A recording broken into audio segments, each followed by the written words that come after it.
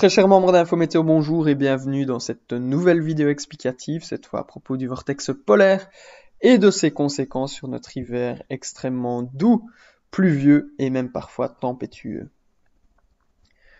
Commençons ici avec le vortex polaire au niveau de la troposphère, donc c'est-à-dire entre la surface et 8 à 10 km d'altitude. Il se forme logiquement durant la saison hivernale au niveau des pôles. Vous savez comme moi que la nuit est longue ici au nord du cercle polaire arctique, donc les rayons du soleil ne permettent plus de réchauffer l'atmosphère et donc on va retrouver une bulle d'air froid entre 0 et 8 à 10 km d'altitude dont les limites se situent grosso modo aux régions tempérées en fonction des situations. Au-dessus, on va retrouver un vortex polaire, cette fois stratosphérique. Donc celui-ci va se situer entre 25 km et 50 km d'altitude. Il se forme également durant la saison hivernale de par la composition chimique de la stratosphère et il est délimité par le courant jet de la nuit polaire. Donc à ne pas confondre avec le jet stream qui se situe au niveau de la troposphère. Voici le concept global qui va vous permettre de vous imaginer la situation. Donc au niveau de la troposphère, on a le jet stream que vous connaissez bien à présent, qui va délimiter les masses d'air subtropicales au sud, polaires au nord, mais on aura l'occasion d'en reparler. Et au niveau de la stratosphère, donc la couche au-dessus, qui est de composition différente de la troposphère, on va retrouver le courant du jet de la nuit polaire qui lui va délimiter le vortex polaire stratosphérique. Et on va avoir des ondulations du jet ici plus ou moins importantes, comme on va en parler tout de suite. Donc, pour pouvoir aborder cette notion de vortex polaire, on doit également aborder la notion de jet stream. Comme vous pouvez le voir, ces deux concepts sont intimement liés.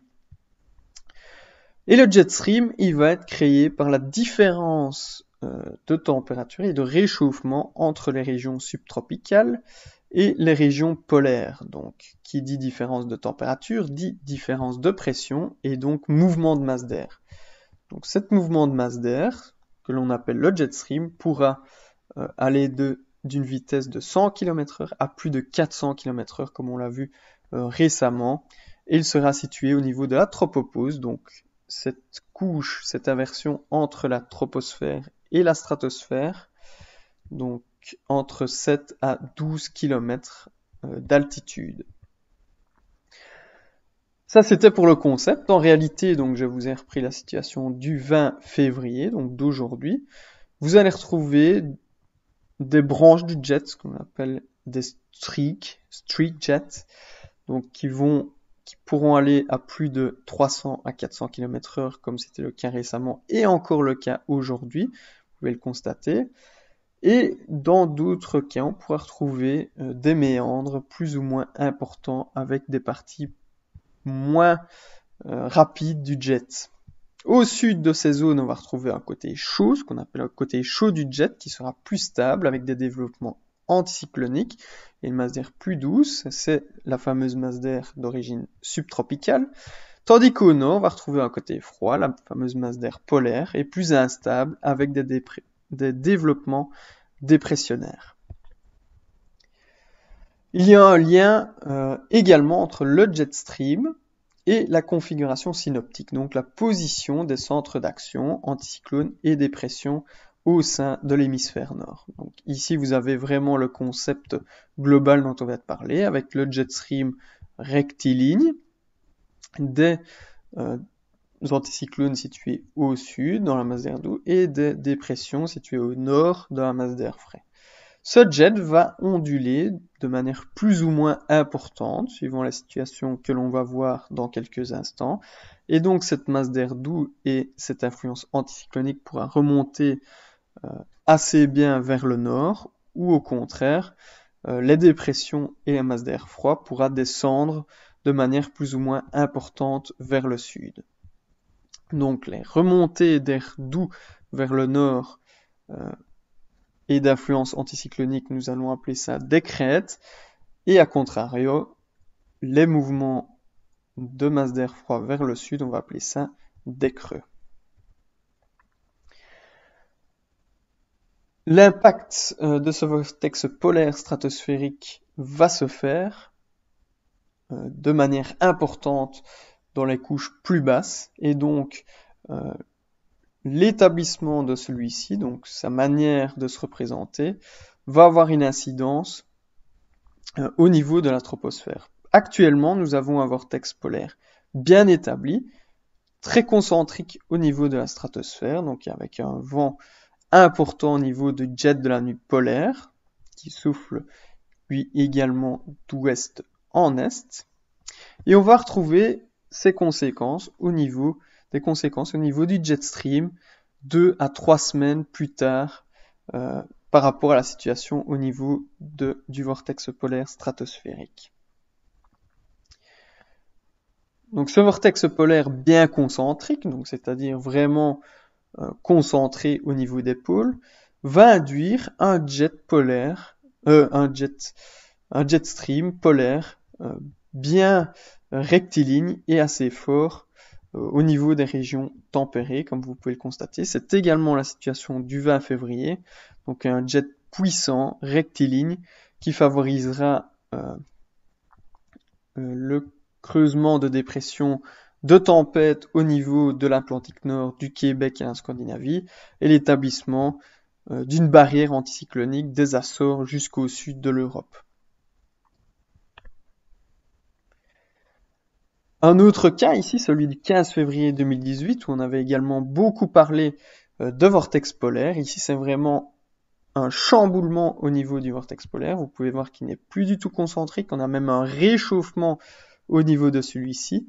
C'est la pénétration d'air doux au niveau de la stratosphère qui fait éclater le vortex en plusieurs morceaux. Le jet stream, au niveau du jet stream, c'est également bien visible, avec des méandres assez importants de celui-ci et un ralentissement du jet stream au niveau de l'Europe notamment, donc plus ou moins 2 à 3 semaines plus tard, donc pour le 1er mars 2018. Vous pouvez même constater ici un flux orienté d'est en ouest au niveau du nord de l'Europe. On va retrouver une incidence au niveau de la surface, donc toujours 2 à 3 semaines plus tard par rapport à la stratosphère, ici le 1er mars 2018, avec un décrochement d'une zone de basse pression et d'air froid vers le sud, au niveau de l'Europe continentale, une inversion des vents également en surface, donc ils vont souffler d'est en ouest, donc on aura un apport d'air particulièrement froid d'origine russe, un air continental, polaire, d'origine polaire, et ce contraste de température va donner des chutes de neige et a donné des chutes de neige assez importantes sur l'Europe centrale et nos régions également.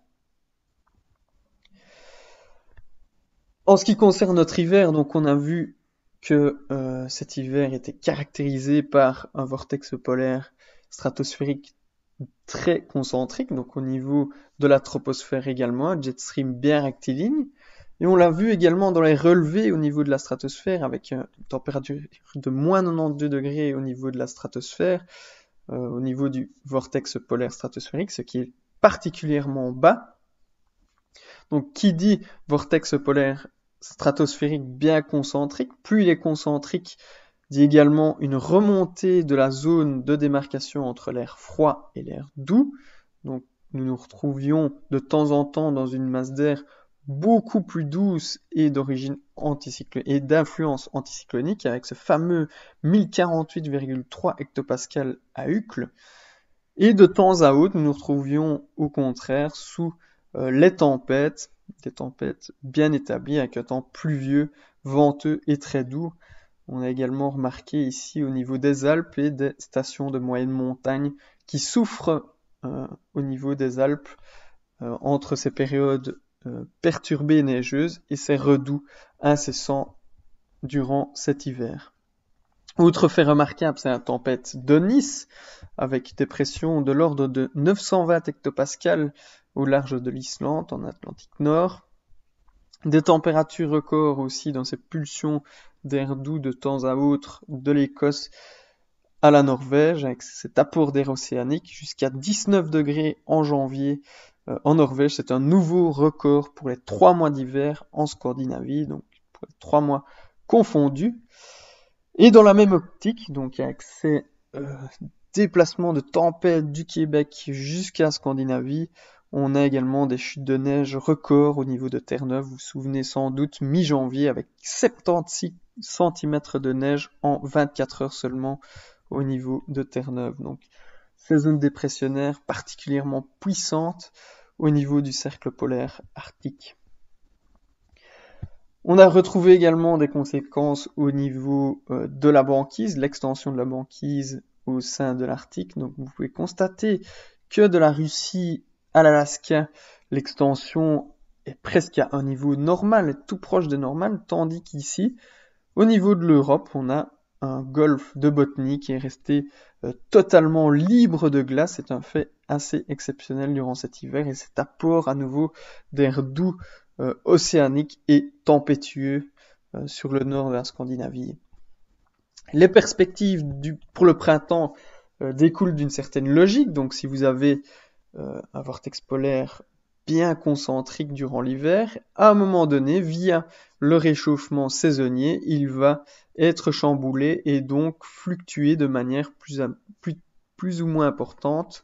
Et via ces ondulations, nous aurions alors des mouvements d'air froid vers le sud et des remontées d'air doux vers le nord, comme on l'a vu. Donc, dans le cas d'influence anticyclonique, nous pourrions avoir un risque de gelée tardive accru, ou alors, si nous nous retrouvions dans les méandres, dans les creux, comme nous en parlions, nous pourrions avoir des chutes de neige assez tardives, de manière épisodique, mais cela sera bien entendu à confirmer durant ces prochains jours. En tout cas, avec l'arrivée du printemps, on aura un temps moins venteux et probablement aussi moins pluvieux, ou du moins également par épisode.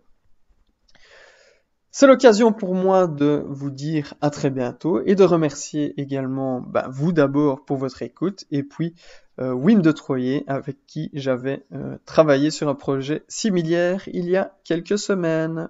À très vite, ciao ciao.